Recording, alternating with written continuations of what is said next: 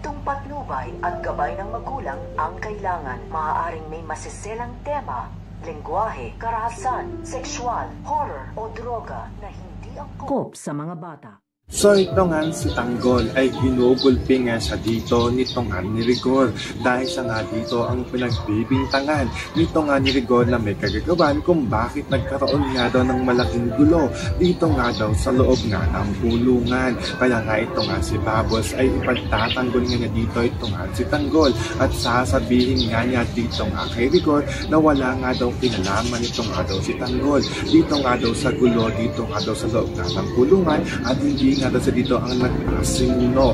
Pero ito nga si Rigor ay hindi nga ito naniniwala sa mga sinasabi nito nga ni Babos at nakikilala nga dito nito nga ni Rigor na ito nga si Babos ang nakaharap nga nila noon nung ni-raid nga nila dito ito nga sa factory ng sardinas nito nga ni Ramon. Kaya pala isipan nga dito nga kay Rigor na totoo nga dito ang kanyang kutob na nagkakaroon nga daw ng gawain dito nga daw sa loob nga ng kulungan na nakakalabas-pasok nga dito ito nga daw mga nakakulong upang utusan nga itong gumawa ng masama dito nga daw sa labas. So pakakaabangan nga natin dito ang pagtatanggol na gagawin nito nga ni Babos dito nga kay Tanggol. Yan ang ating mga pakakalukan at pakakaabangan dito nga lang sa PJ's Batang Quiapo.